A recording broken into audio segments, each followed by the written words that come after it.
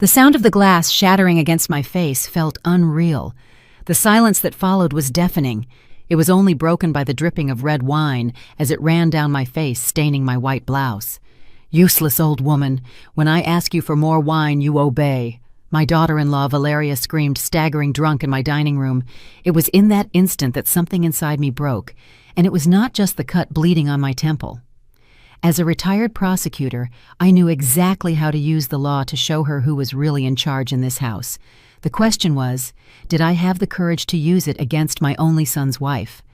But before I continue, make sure you are subscribed to Elderly Stories and write in the comments. Where are you watching us from? We love knowing how far our stories are reaching. I was always considered a strong woman.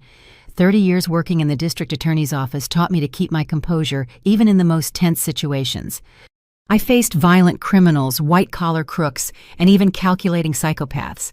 None of them ever managed to intimidate me. But for some reason, my daughter-in-law Valeria had become my weak point. It all started 7 months ago when Michael, my son, called asking for help.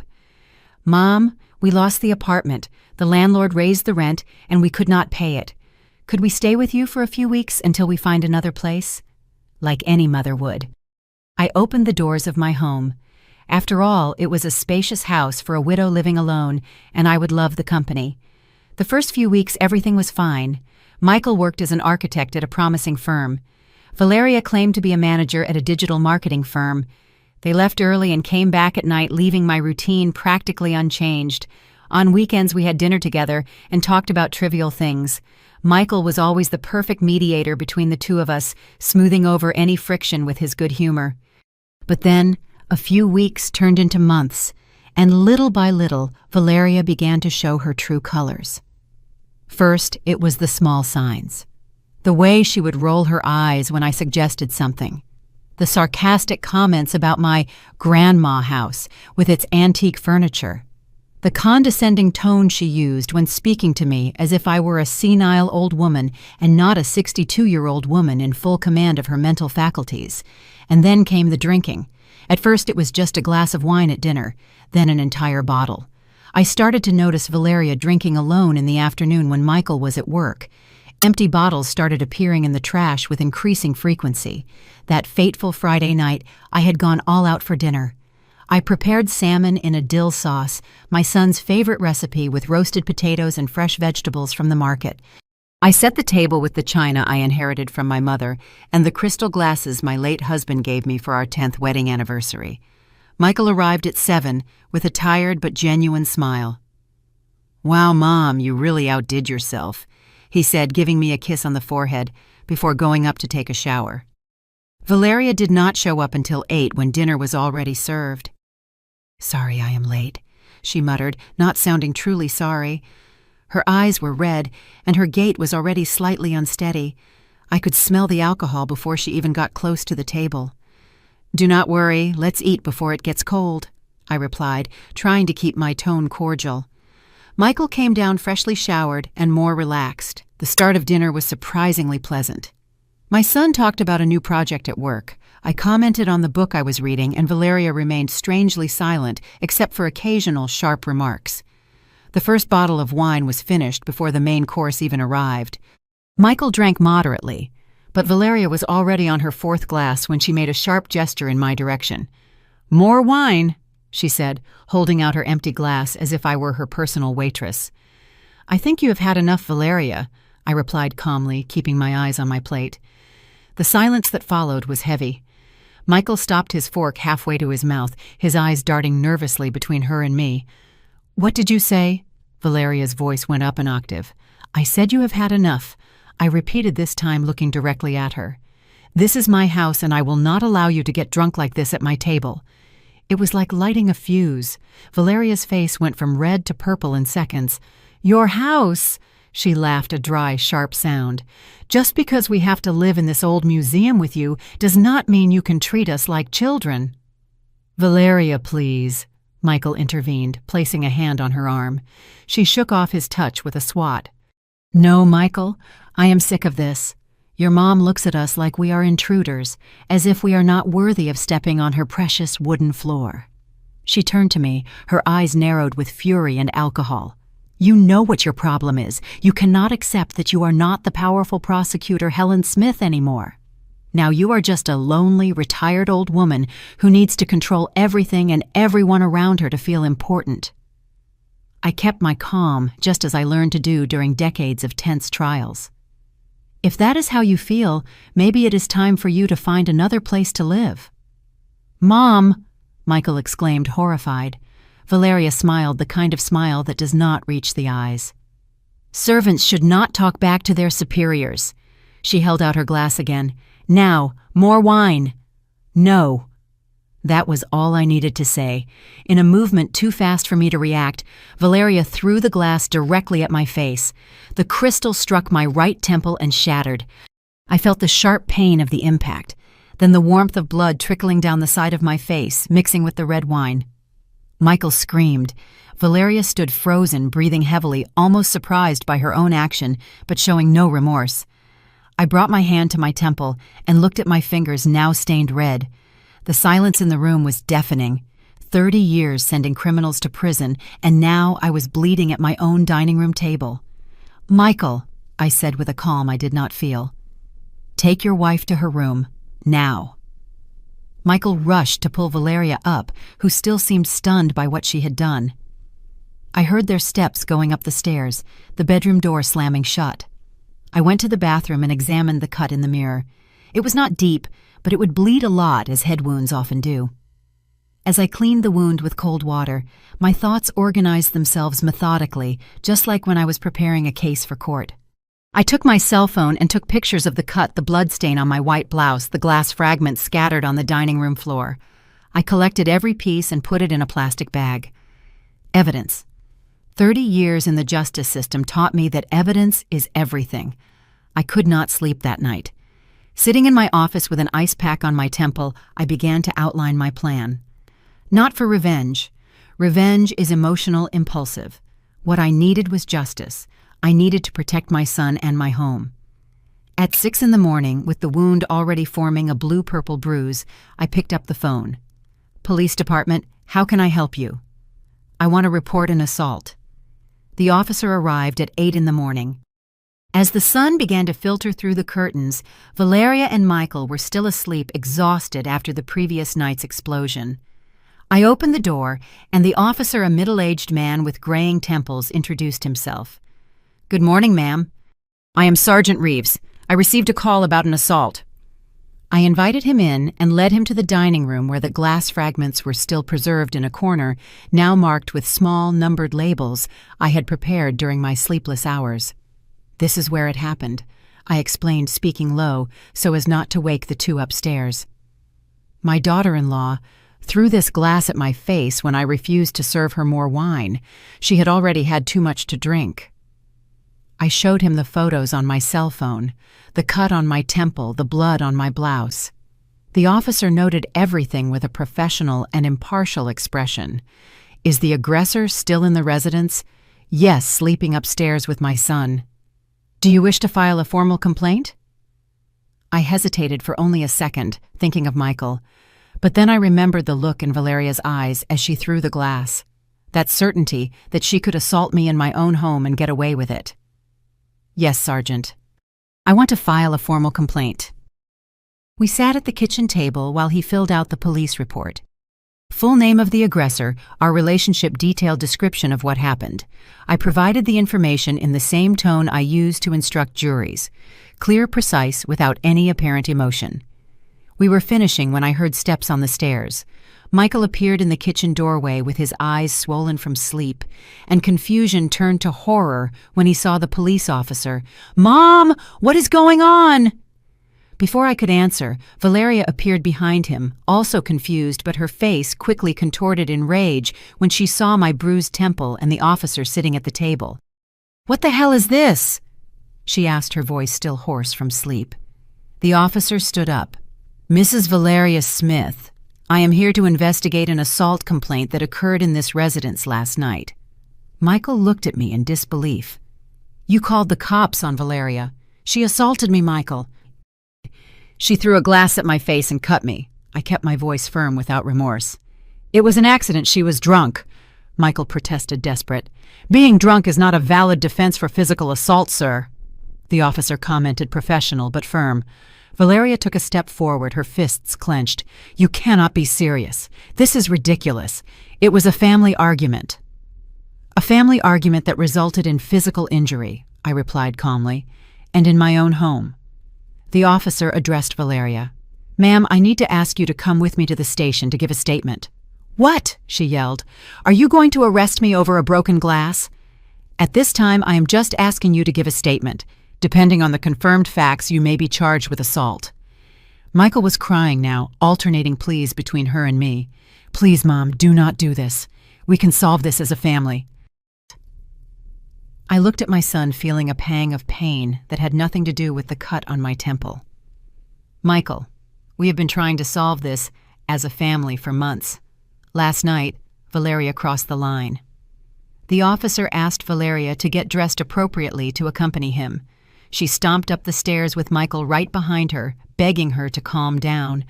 I was left alone with the officer for a few minutes. He looked at me with an expression I recognized well, the kind of look veteran cops give when trying to understand the family dynamics behind an incident. "Ma'am, are you sure you want to go through with this? Sometimes family problems can be—" "Sergeant," I interrupted politely, "I worked for 30 years as a prosecutor. I know exactly what I am doing and what the legal consequences will be." He looked surprised. Then he nodded with a new respect in his eyes. Valeria came downstairs, now dressed in jeans and a t-shirt, her hair tied in a messy ponytail. Michael followed her, still crying softly. "This is not over," Valeria said as she passed by me. "You are going to regret this." The officer warned her not to make threats, which only increased her fury. As he escorted her outside, Michael turned to me with red eyes. "How could you do this? She is my wife." "And I am your mother," I replied simply. "And this is my house." The front door closed, and silence reigned once more. Michael stared at me for a few seconds, as if he did not recognize me before running upstairs. I heard the bedroom door slam. I sat on the living room sofa, suddenly exhausted.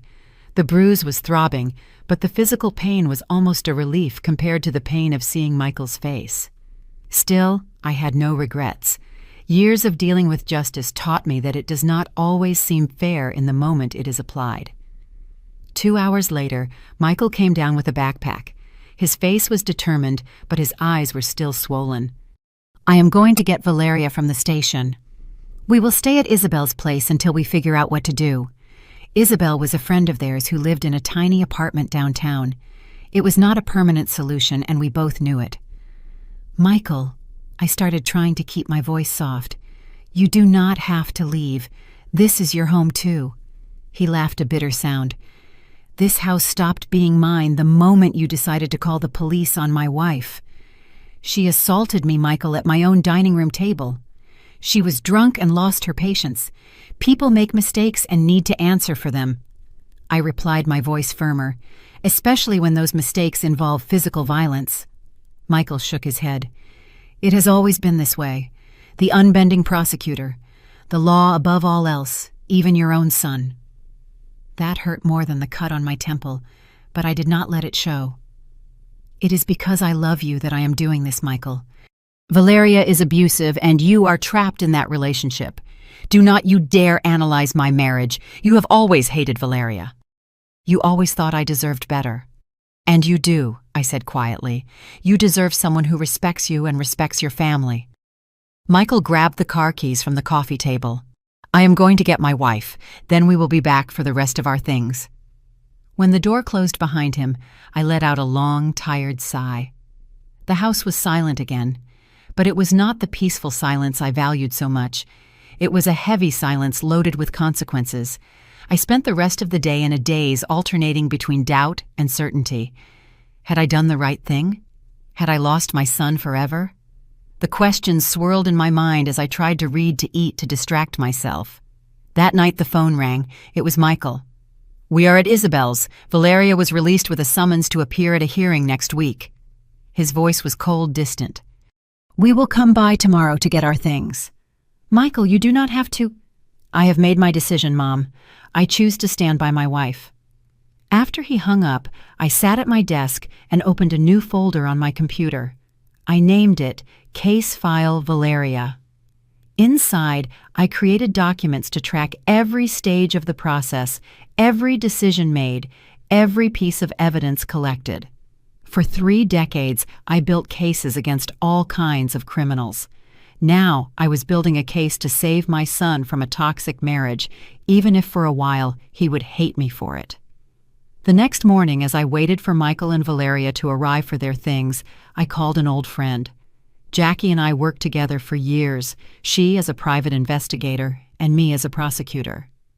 We had built a relationship of mutual trust over many complex cases. "Helen, long time no see. To what do I owe the pleasure? I need your help, Jackie. It is a delicate matter." I explained the situation, the assault, the police report, the rift with Michael. "I need to know more about Valeria. I have a bad feeling about her, about how they are really living." Jackie did not ask unnecessary questions. "Send me her details. I will look into it discreetly." An hour later, I parked my car 2 blocks away from the house and waited. I did not want to be present when they came to get their belongings. A direct confrontation would only make things worse. From my vantage point, I saw Michael's car arrive. He and Valeria went into the house using the key he still had. I watched for almost 2 hours occasionally, seeing one of them through the window carrying boxes moving quickly. When they finally came out, the car was visibly loaded. Michael looked at the house one last time before getting into the vehicle. Even from a distance, I could see he was crying. Valeria, on the other hand, looked irritated, gesturing as she said something I could not hear. I waited 20 more minutes before going back home. Their absence was almost physical. Empty spaces where objects used to be, silence, where there used to be conversations. The guest room they occupied was partially empty. They left the furniture, obviously, but all personal items were gone. In the closet, I noticed one of my gold brooches was missing a piece that belonged to my mother. Michael knew how much I valued it. Was it an oversight or a small act of revenge? I preferred to believe the first option. The following days were filled with an oppressive silence. Michael did not call. He did not answer my messages. I tried to respect his space, but every day without news was a small torture. On Wednesday, I received the first report from Jackie. Sitting in my office, I opened the email attachment with apprehension. The findings were worse than I imagined. Valeria had been fired from her job 3 months ago. She was not just having problems with her boss, as she claimed during our dinners. She was unemployed, hiding it from everyone, including Michael. But that was just the beginning. Valeria had 4 credit cards all maxed out, totaling a debt of almost $90,000. Worse, 2 of those cards were in Michael's name, probably opened with a power of attorney or using his information without his knowledge. The report also showed something truly alarming. 3 significant withdrawals from Michael's retirement account in the last 2 months, totaling $180,000. To make those withdrawals, Valeria would have needed access to his passwords or forged his signature. There was more. Small complaints from stores about bounced checks and eviction notice from a previous apartment they never mentioned, and most disturbingly, social media conversations where Valeria was talking to friends about inheriting a house soon when the old hag dies. The old hag. Me. I felt a wave of nausea. This was not just a case of an explosive temper or a disrespectful in-law. It was a systematic scheme. Valeria was financially suffocating my son while planning a future built on my death. I printed the full report and filed it in a secure folder. I needed more. I needed to understand the full extent of the situation before confronting Michael with these findings. I called Jackie again. "I need you to keep digging, especially into the retirement account withdrawals. If you find concrete proof that Valeria acted without Michael's authorization, we could be talking about financial crimes." "I am on it," Jackie replied. "And Helen, be careful. If this woman is financially desperate and thinks she can inherit from you, well..." She did not need to finish the sentence. 30 years in the criminal justice system taught me that money is one of the most powerful motivators for desperate acts. That night, I changed the locks on the house, a necessary precaution. The following week, the preliminary hearing on the assault took place. I attended the courthouse where I had worked for decades, this time as a victim. It was strange to sit on the other side, to see former colleagues nodding at me with concerned expressions, to hear whispers in the hallways. Valeria arrived with her lawyer, a young man in an ill-fitting suit who looked fresh out of law school. Michael was not with her, which surprised me. I expected my son to be there to support his wife. The judge was Martha Chavez, a competent woman I knew superficially during my last years before retirement. She recognized me immediately, nodding discreetly in my direction. The proceeding was brief and direct. The prosecutor presented the charges of misdemeanor assault. Valeria's lawyer argued it was an isolated incident caused by stress and alcohol consumption with no intent to cause harm. "Your Honor," he said, "my client has no criminal record and is deeply remorseful for what happened. We request that an alternative to jail time, such as community service, be considered." When it was my turn to speak, I stood up with the posture I had maintained for decades in these very rooms. "Your Honor, I am not seeking revenge or severe punishment. I am seeking justice and, most importantly, protection. The assault occurred in my own home, at my own table, by someone I sheltered out of kindness. I respectfully request that in addition to any punitive measures, the court deems appropriate a restraining order be issued, preventing the defendant from approaching my residence." I saw Valeria's face turn pale. A restraining order would mean she could not return to my house, the house where she and Michael lived, the house she apparently hoped to inherit. The judge pondered for a few moments before announcing her decision.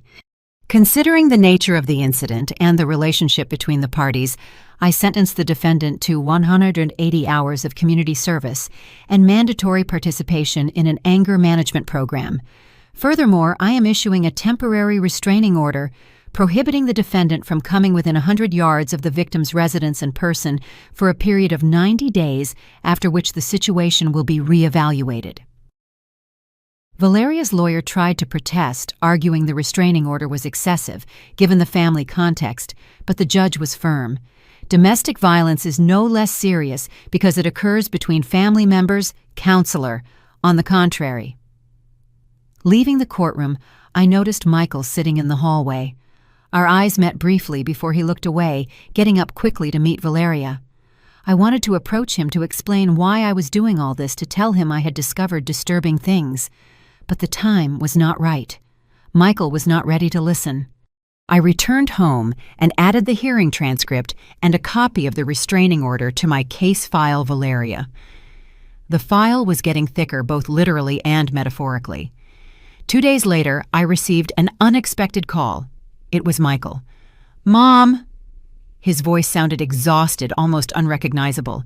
"We need to talk." We agreed to meet at a neutral coffee shop far from my house and the friend's apartment where they were staying. I arrived 15 minutes early, choosing a corner table where we could have some privacy. Michael arrived promptly. He was thinner with dark circles under his eyes that he could not hide. He was wearing a turtleneck shirt despite the heat of the day, something that immediately set off my internal alarms. "Are you okay?" I asked as soon as he sat down. "I am dealing with it," he replied, avoiding my gaze as he picked up the menu. We ordered coffee, black for me with milk for him as always. When the waitress left, we sat in an uncomfortable silence, neither of us knowing exactly how to begin. "The restraining order complicated everything," he finally said. "We have been at Isabel's for almost 2 weeks. The sofa is killing my back and her patience is running out." "You can rent a place," I suggested, keeping my voice neutral, without accusations. Michael let out a bitter laugh. "With what money, my salary barely covers our basic bills. And Valeria—" He hesitated, looking at his own hands. He still believed she was looking for a job. I took a sip of coffee, thinking about how to proceed. Confronting him directly with everything I had discovered might make him shut down completely. "Michael, if you are in financial trouble, I can help you. Only you." "What does that mean?" He finally looked at me directly. "Only me. It means I care about you, and I want to make sure you are okay, but I have conditions for that help." "What conditions?" His voice tensed. "I want you to check your bank accounts, all of them. Your savings, your retirement fund, your credit card statements. Michael frowned. Why? Because I have reason to believe you are unaware of your true financial situation. What are you talking about? Michael put the cup down on the table too hard, spilling a little coffee. If this is some attempt to turn me against Valeria— It is not an attempt, I interrupted gently. It is a request based on facts I discovered. Michael, when was the last time you checked your retirement fund? His expression changed subtly. A flicker of doubt crossed his face. I do not know. A few months ago, maybe. I have it set up for automatic deposits. And withdrawals? Did you authorize any withdrawals recently? He went completely still. What withdrawals? I opened my purse and took out a sheet of paper, a statement from his retirement fund that Jackie had obtained. I put it on the table and turned it towards him. The document clearly showed 3 large withdrawals in the last 2 months. Michael took the paper with trembling hands, his face losing all color as he read. This is not possible. I never authorized this. There is more, I said gently, pulling other documents from my bag. Credit card statements in his name, with purchases he clearly had not made, including expensive jewelry and transfers to accounts we did not recognize. Michael looked at the papers, his breathing quickening. How did you get all this? I hired a private investigator. After Valeria assaulted me, I realized something was very wrong. You investigated my wife. His voice rose an octave indignant. I investigated to protect you, I replied firmly. And it seems I was right to be worried. Michael, Valeria was fired 3 months ago. You have 4 maxed-out credit cards, 2 of them in your name. She took $180,000 from your retirement fund without your authorization. That is a crime. Michael closed his eyes and took several deep breaths. When he opened them, there was a mix of emotions in his gaze: anger, confusion, fear, and finally a flash of recognition. The bills. She always said she was paying the bills, but we were always short on money. I thought it was because my salary was low that we were not managing it well. She is stealing from you, son. Michael shook his head slowly. No, there must be an explanation. Maybe she was desperate after losing her job. Maybe she did not want to worry me. She must have planned to pay it back when she got a new job. Michael, I said with all the gentleness I could muster, there is one more thing you need to see. I handed him the last document. Screenshots of Valeria's conversations with friends where she talked about inheriting a house soon when the little old lady dies, and about putting up with the old hag for a few more months until we solve our financial situation.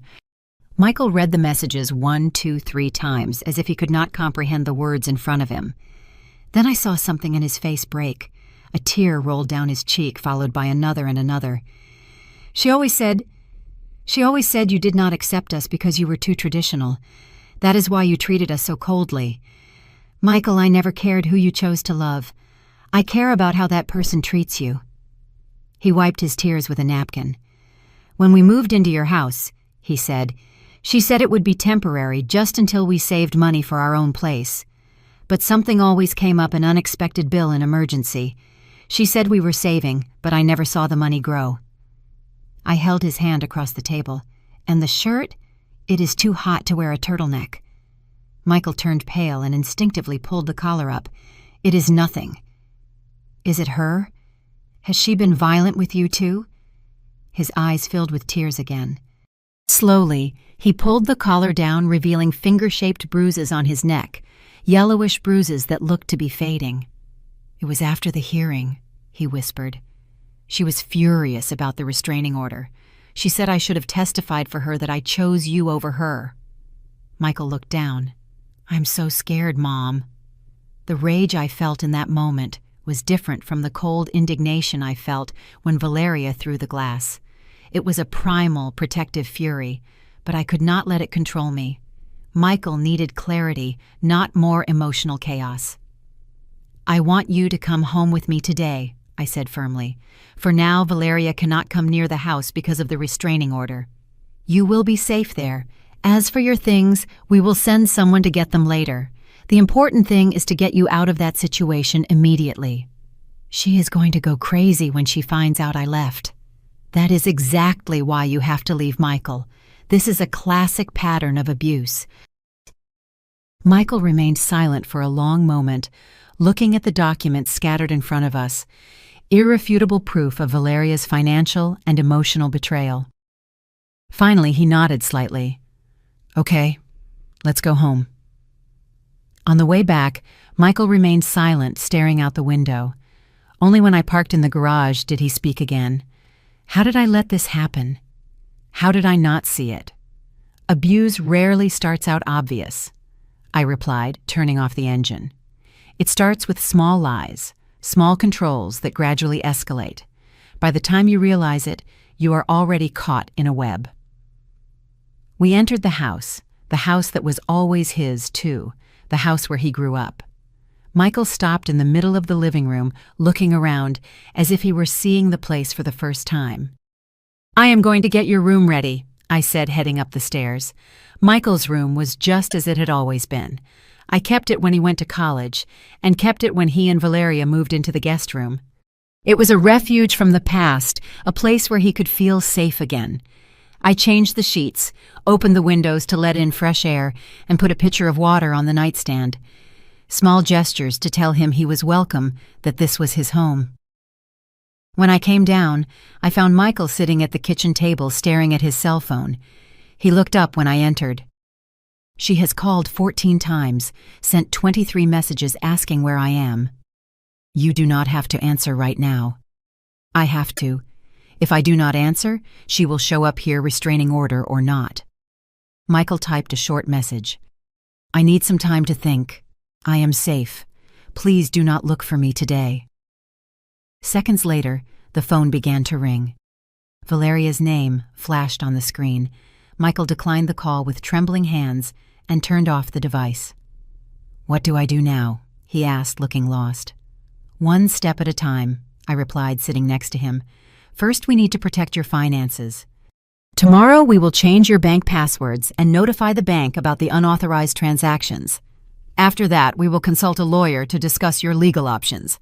"Legal options," he repeated, as if tasting the words. "You mean divorce?" "Among other things. What she did, the unauthorized withdrawals, the credit cards in your name, those are financial crimes. Michael, you can choose whether or not to press charges, but we need to stop her from continuing." Michael nodded slowly. "I never thought I would be in this situation. I always thought I would recognize abuse if it happened to me." "No one thinks it will happen to them. That is why abuse persists. It is disguised. It is justified. It makes the victim doubt themselves." That night, I made dinner while Michael took a long shower. We had a simple, quiet meal, mostly silent, but it was a different silence than the one that had existed between us in the previous weeks. It was not a silence of anger or resentment, but of reflection, of reconnection. Before bed, Michael hugged me, the first hug in weeks.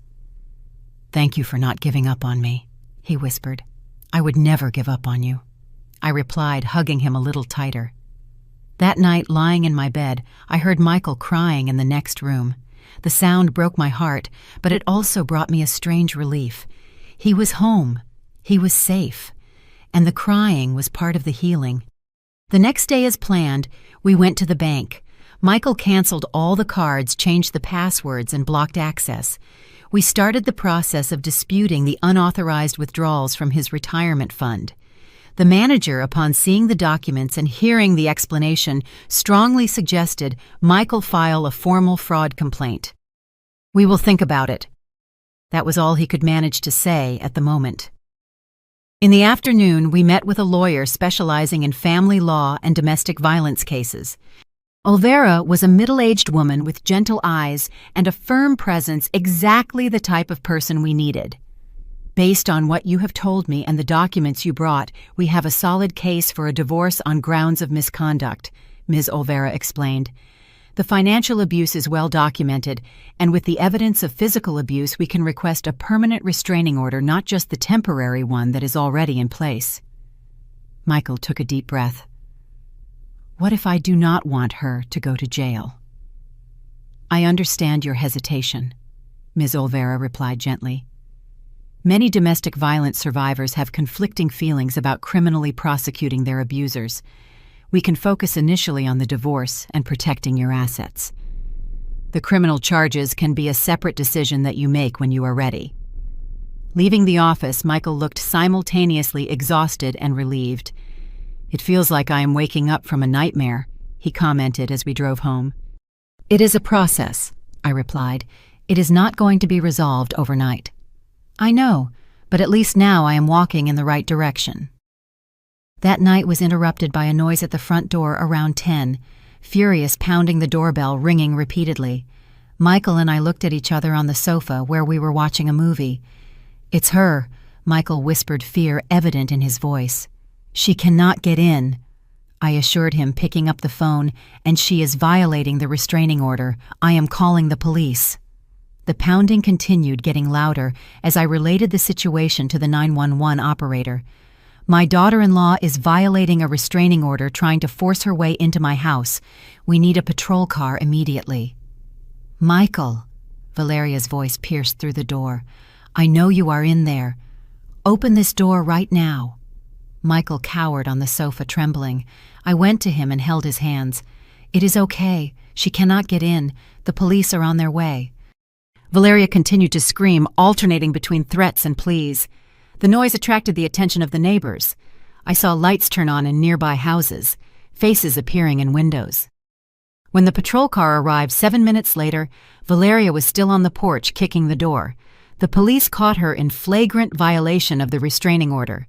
We watched through the window as they arrested her. She kept looking at the house, screaming Michael's name even as they put her in the patrol car. What is going to happen to her now? Michael asked, his voice barely audible. She will be arrested for violating the restraining order, I replied. That has serious consequences. That night, Michael slept in my room like he used to when he was little and had nightmares. But this time, the nightmare was outside, being taken away. The next morning, I received a call from the detective handling the restraining order violation case. Valeria would be held until the arraignment scheduled for the next day. Given the recent history of violence and the clear demonstration of instability, the judge will likely impose strict conditions for bail, he explained. That could include an ankle monitor and constant supervision. I thanked him for the information and hung up, feeling a mix of relief and worry. Michael was still asleep. The previous night's events had completely exhausted him. I made breakfast and left a note explaining where he could find me. I had a meeting scheduled with Jackie to discuss the new findings. We met at her small office downtown. Jackie looked concerned as she greeted me. Helen, we found more on Valeria, things you need to see. She opened a folder and spread documents on the table. There were police records from 2 different cities, both involving Valeria, in cases of domestic violence and financial fraud. She has done this before, Jackie explained. In Chicago 5 years ago and in Miami 3 years ago. In both cases, she got involved with financially stable individuals, moved into their homes, began manipulating their finances, and eventually became violent. I felt a chill. And what happened in those cases? In the first one, the victim dropped the charges after Valeria promised to change. In the second, there was an out-of-court settlement. The victim paid a considerable sum to get Valeria out of his life. She is a serial predator, I muttered, looking at the documents. And Michael was just the latest victim. Exactly. Is there anything else? Jackie hesitated, as if choosing her words carefully. We found evidence that Valeria recently researched life insurance and inheritance, specifically how to secure inheritance rights through marriage. A chill ran down my spine. The implications were clear and terrifying. Do you think she... I could not finish the sentence. I cannot say for sure she was planning anything specific, Jackie replied, but the pattern is disturbing. She exhausted Michael's financial resources. She knew you had a valuable house and other assets. The inheritance searches, combined with the comments about the old hag dying soon, paint a very troubling picture. I left Jackie's office with the heavy folder of documents in my hands and an even heavier worry in my chest. What began as an assault at the dinner table had turned into something much more sinister. When I got home, Michael was in the kitchen making lunch. There was a new energy about him, still fragile, but determined. "Where were you?" he asked, putting water on to boil. "Meeting with the investigator," I replied, placing the folder on the table. "Michael, we need to talk." He looked at the folder, then at me, and turned off the stove. "More bad news. Important information. Please sit down." I showed him the documents, carefully explaining Valeria's patterns of behavior in previous relationships. Michael listened in silence, his face cycling through a series of emotions. Shock, pain, anger, and finally resolve. "So I was not special," he said finally. "I was just convenient." "You were a target," I corrected gently. "But that does not diminish who you are. Predators like Valeria are skilled at identifying good, trusting people and manipulating them." Michael ran a hand over his face and took a deep breath. "What do we do now?" "We need to talk to the lawyer and the police. These new documents strengthen both the divorce case and the potential criminal case, and her hearing is tomorrow." "Are you going?" "Yes. I do not need to appear, do I?" He paused. Then he continued with a new determination in his voice. "But I want to. I need to look her in the eyes, knowing the truth." The determination in Michael's voice surprised me. In just a few days, he had gone from a confused victim to a determined survivor. That afternoon, Michael and I worked out a detailed plan. First, he filed for a contested divorce alleging financial and physical abuse, accompanied by all the documents we had gathered. Next, we filed formal complaints for the financial crimes, the unauthorized use of his retirement account, and the fraudulent opening of credit cards. The lawyer, Ms. Olvera, guided us through the entire process, ensuring all the documents were flawless. "We want to build such a solid case that there is no room for her to escape," she explained. "The combination of the civil and criminal processes will create immense pressure." The next morning, we prepared for the hearing. Michael chose sober clothes, black dress pants, and a white shirt, the kind of clothes he would wear to an important job interview. I opted for one of the suits I used to wear when I was still a prosecutor, a subtle reminder to the court of who I was. The courtroom was relatively empty when we arrived, accompanied by Ms. Olvera. We were directed to the courtroom, where we sat discreetly in the back. Michael held my hand tightly, his fingers cold despite the heat of the day. When Valeria was brought in, wearing an orange prison jumpsuit and handcuffs, Michael took a deep breath. It was the first time he had seen her since the night of the invasion. Valeria scanned the room and her eyes locked onto us. For a moment her expression softened when she saw Michael, but then she noticed our intertwined hands and her face contorted in rage. She said something to her lawyer, who glanced in our direction and shook his head. The judge entered and the hearing began. The prosecutor presented the case flagrant violation of a restraining order, recent history of violence, risk of witness intimidation. "Furthermore, Your Honor," he added, "we have information that the defendant has a history of similar behavior in other jurisdictions, having been involved in previous cases of domestic violence and fraud in Chicago and Miami." That information was new to Valeria. She turned sharply to her lawyer, visibly shocked. She had not expected her past to catch up with her so quickly. The public defender tried to argue that Valeria had ties to the community, posed no real flight risk, and could await trial on release. The judge listened to the arguments with an impassive expression before announcing his decision. "Considering the severity of the violation, the defendant's history, and the clear risk to the victims, I order that the defendant will remain in custody until trial, with a possibility of review in 30 days upon presentation of a suitable supervision plan." Valeria made a sound of protest, quickly silenced by her lawyer. As the officers approached to take her away, she turned and looked directly at Michael. "Please." Her voice sounded desperate. "Michael, do not let this happen. I love you. We can fix this." Michael did not look away. He remained firm, looking directly into the eyes of the woman who had betrayed and abused him for months. He said nothing, just watched as Valeria was led out of the courtroom. In the hallway after the hearing ended, Michael finally let go of my hand and took a deep breath. "I thought it would be harder," he confessed. Seeing her like that, hearing her beg. But I just kept thinking about everything we found out. The other people, the lies, the inheritance searches. You are very strong, I said, feeling immense pride in my son. I do not feel strong, he replied honestly. I feel stupid for falling for it, for not seeing the signs. You are not stupid. You were manipulated by someone who has turned manipulation into an art form.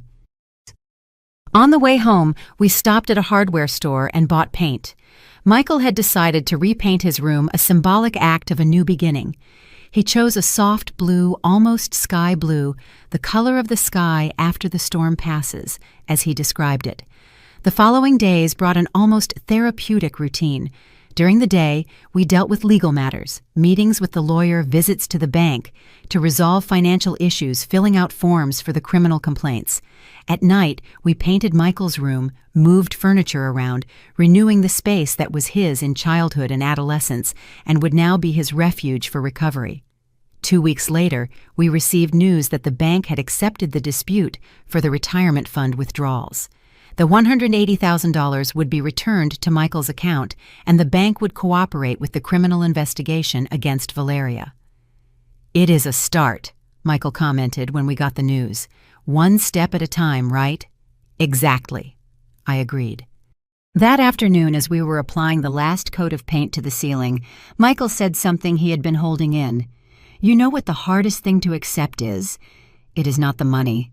It is not the lies, not even the violence. It is realizing that the last 2 years of my life were based on a sham, that the person I loved never really existed. I climbed down from the stepladder and sat on the edge of the bed protected by plastic tarps. Mourning what you thought you had is often much harder than mourning what you actually lost. Michael nodded, climbing down from his ladder and sitting next to me. How do I move on from this? How can I trust anyone again? Slowly, I replied carefully, with the support of people who truly love you, and by remembering that what happened does not define who you are or what you deserve in life. He rested his head on my shoulder, smudging my old t-shirt with blue paint. I did not mind one bit.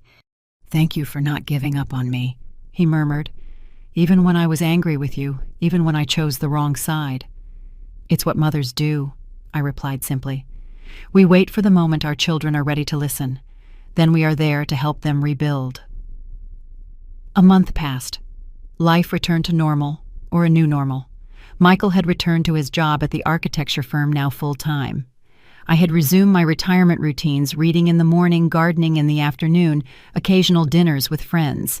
The criminal case against Valeria progressed slowly, as is typical in the justice system.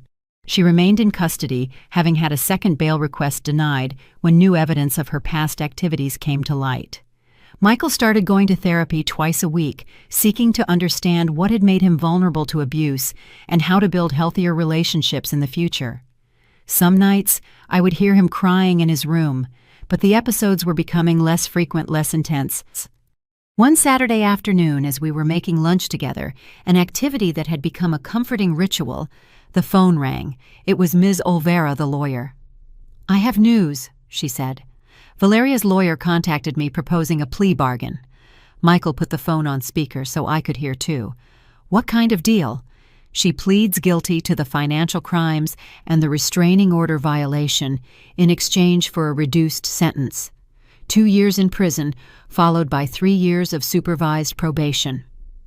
She also agrees to the divorce without objection, waiving all rights to your assets or your mother's future inheritance. Michael looked at me, his eyes searching for guidance. What do you think?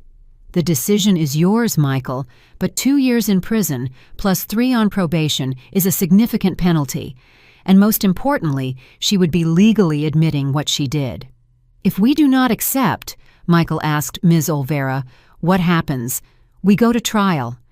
With the evidence we have, I believe we can get a tougher sentence, maybe 4 or 5 years in prison. But trials are unpredictable, and you would have to testify, reliving everything publicly. Michael took a deep breath. Can I think about it?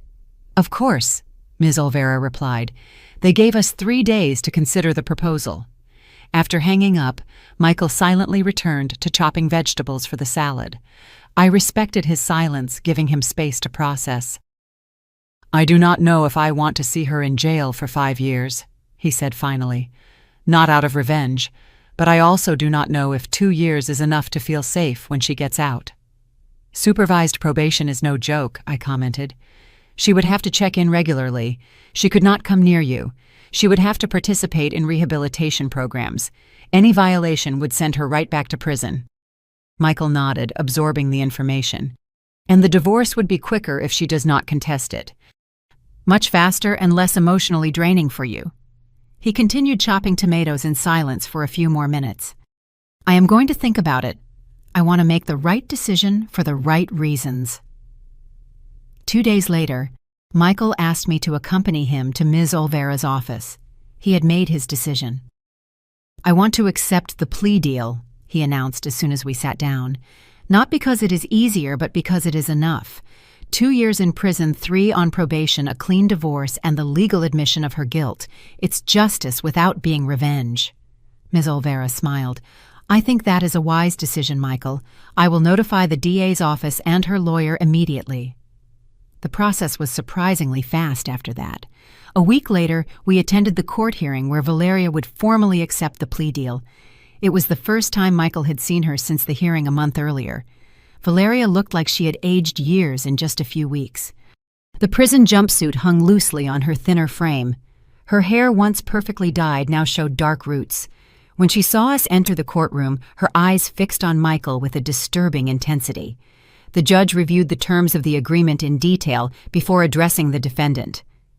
"Ms. Santos, do you understand that by pleading guilty, you are admitting to committing the crimes of financial fraud, assault, and violation of a court order?" "Yes, Your Honor," Valeria replied, her voice rougher than I remembered. "And are you doing so voluntarily, aware of the consequences?" "Yes." "Very well. This court accepts your guilty plea and sentences you to 2 years in prison, followed by 3 years of supervised probation. The specific terms of probation include an absolute prohibition of contact with the victims, mandatory participation in anger management and alcohol dependency treatment programs, and financial restitution, as stipulated in the civil agreement." The judge banged the gavel, finalizing the sentence. As the officers approached to take her away, Valeria turned to us one last time.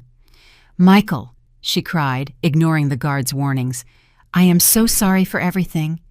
Michael did not answer. He just looked at her steadily for a few seconds before looking away. It was the closure he needed. Not forgiveness, not reconciliation. Just the silent acknowledgement that this chapter was coming to an end. In the hallway after the hearing ended, Michael finally let go of my hand and took a deep breath. "I thought it would be harder," he confessed. "Seeing her like that, hearing her apologize, but I just kept thinking about everything we found out. The other people, the lies, the inheritance searches." "You were very strong," I said, feeling immense pride in my son. "I do not feel strong," he replied honestly. "I feel naive for falling for it, for not seeing the signs." "You are not naive. You were manipulated by someone who has turned manipulation into an art form." On the way home, we stopped at a flower shop. Michael decided to buy some plants for the garden, another symbolic act of renewal. He chose sunflowers, always facing the light, as he noted. The following months brought a routine of rebuilding. Michael continued his therapy and began participating in a support group for survivors of domestic violence. At first, he was the only man in the group, which made him hesitant. But he soon found his place, his voice, his strength to share his story. Little by little, the Michael I knew, creative, gentle, full of dreams, began to reappear. He started drawing again in his free time, something he had abandoned during his relationship with Valeria. He started attending art exhibits again and meeting up with friends he had pushed away. 4 months after Valeria's sentencing, I received an unexpected call from Ms. Olvera's office. "Mrs. Smith, we have some important information. Valeria agreed to provide testimony against other accomplices in similar fraud schemes in exchange for a small reduction in her sentence." Accomplices. She did not act alone. Apparently not. The investigations revealed that Valeria was part of a larger network of individuals who targeted financially stable people for manipulation and fraud. They shared techniques, falsified documents, and even potential targets. A chill ran down my spine. Michael had not just been the victim of an isolated predator, but of an organized operation. Does this change anything for Michael? Not in legal terms. The divorce is finalized. The restraining order remains in effect, and financial restitution is guaranteed. But I thought you both would like to know that Valeria's information is helping to dismantle this network and prevent other people from going through the same thing. After hanging up, I sat for a long time contemplating what that meant. There was a strange comfort in knowing that Michael had not been simply duped by his naivety, but that he had fallen into a trap meticulously planned by professionals of deceit. I decided not to tell him right then. He was finally finding peace, rebuilding his life step by step. That information could wait until he was stronger. 6 months after the incident with the wine glass, I participated in a conference on domestic violence at the local university. At the invitation of the DA's office, I shared my experience as a prosecutor and as the mother of a survivor of abuse. I spoke about the signs we ignore, about how abuse can happen in any family, regardless of education or social status. Many times we think of domestic violence as something that happens to other people, I concluded my speech, something distant from our reality, something we could easily recognize and avoid. The truth is, it can be sitting at our own dinner table disguised as love, camouflaged as concern, hidden under layers of manipulation. And sometimes it takes a glass shattering for us to see reality clearly. As I stepped down from the stage, I was surprised by a familiar face in the audience. Michael was there in the back row with tears in his eyes. He had not told me he was coming. "You were incredible," he said when we met in the hallway. "I did not know you were coming. I needed to see you talk about it. I needed to hear your perspective." He paused, putting his hands in his pockets, a gesture he always made when he was nervous. "I wanted to tell you something. I decided to study psychology. I want to work with victims of abuse, especially men who often have difficulty asking for help or even recognizing the abuse." My heart swelled with pride. "Michael, that is wonderful. It was you who inspired me, the way you fought for me even when I did not want to be saved."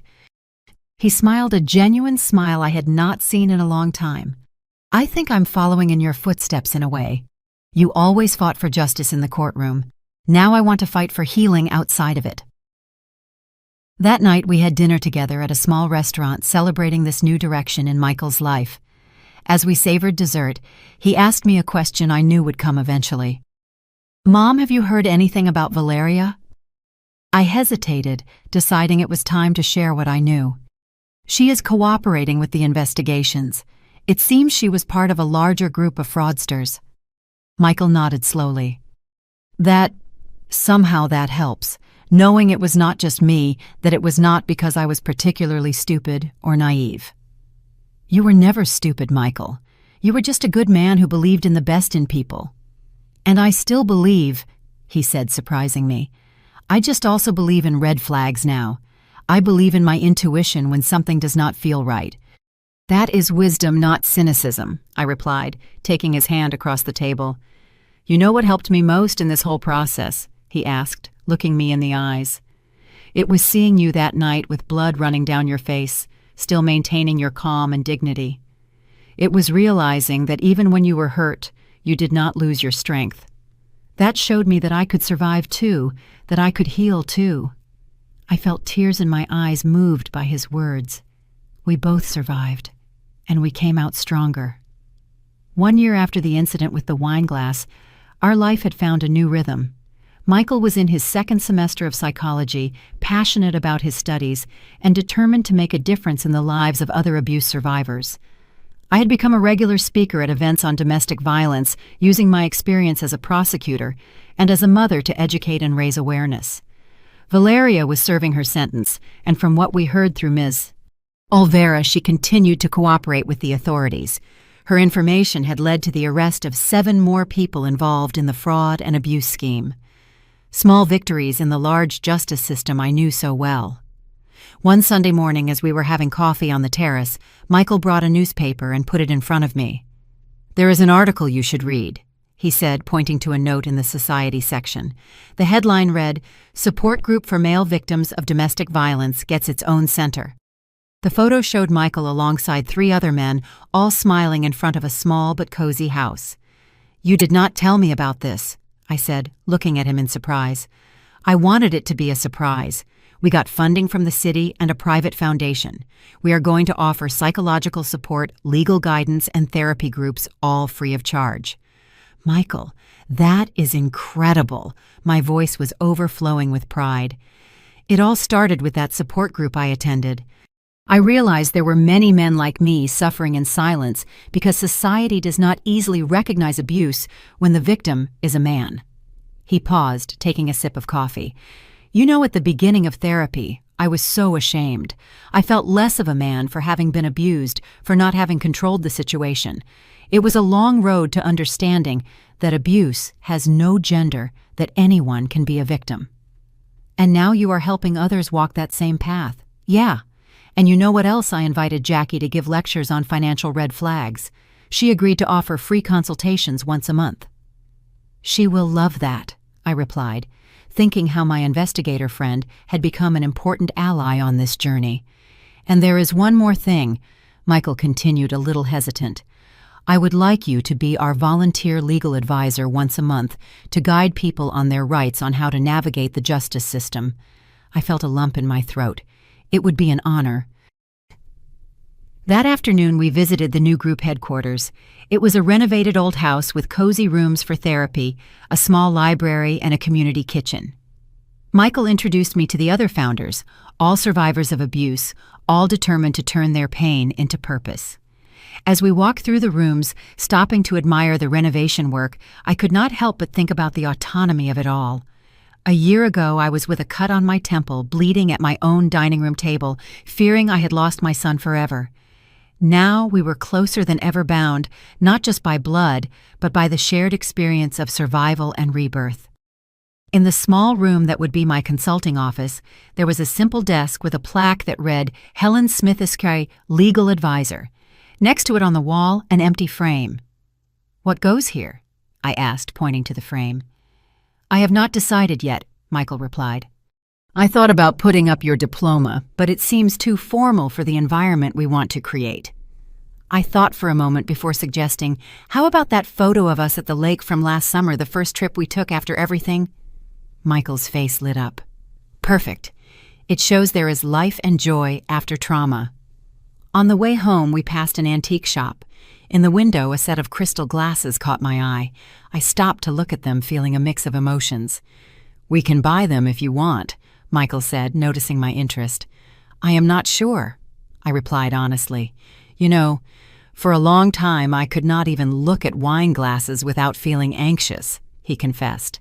"But last week I had dinner at a colleague's house and I managed to hold a glass without shaking. Small victories, as my therapist says." I looked at my son, amazed at his journey. "Small victories," I repeated. "I think, yes, we will take the set." That night we did something we had not done in a long time. We opened a bottle of wine, not to forget, not to numb, but to celebrate. To mark a year of healing, a year of rebuilding, a year of discovering ourselves and what truly matters. In the new crystal glasses, the wine shone under the dinner light. Michael raised his in a toast. "To survival," he said. "To healing," I added. "And to the broken glass that set us free," he concluded with a slight smile. As the crystal clinked gently, I thought about how one moment of violence, as terrible as it was, had triggered a series of events that brought not only justice, but also healing and purpose. The broken glass shattered more than just crystal that night. It shattered the power Valeria had over Michael, the lies their relationship was built on, and the illusion that abuse only happens to other people. In its place, we built something new and stronger. A renewed bond between mother and son, a shared purpose to transform our own traumatic experience into hope for others. Today, when I look at the small scar on my right temple, a permanent reminder of that night, I no longer feel anger or fear. I feel a strange gratitude for the painful awakening it represented. That broken glass did not just expose the truth about Valeria. It freed us to rebuild our lives with more honesty, more clarity, and more compassion. As a prosecutor, I spent 3 decades seeking justice in the courtroom. Now, alongside my son, I have found a different kind of justice, the kind that comes from healing, from transformation, and from the ability to use our own pain to alleviate the pain of others. It is not always easy. There are days when Michael still struggles with shame, days when I still question if I could have seen the signs sooner. But then I see the work we are doing, the lives we are touching, and I know we are exactly where we are supposed to be. Sometimes something has to break completely so we can rebuild it stronger, more authentic, and infinitely more precious than it was before. Like that crystal glass that shattered on my temple, our family broke momentarily. But what we built from the fragments, this new bond, this new purpose, is far more precious than any intact glass could ever be. Now, if you liked this story, click subscribe and tell me in the comments what part left your jaw on the floor. Oh, and do not forget to become a member to get access to exclusive videos I do not upload here. I will see you there.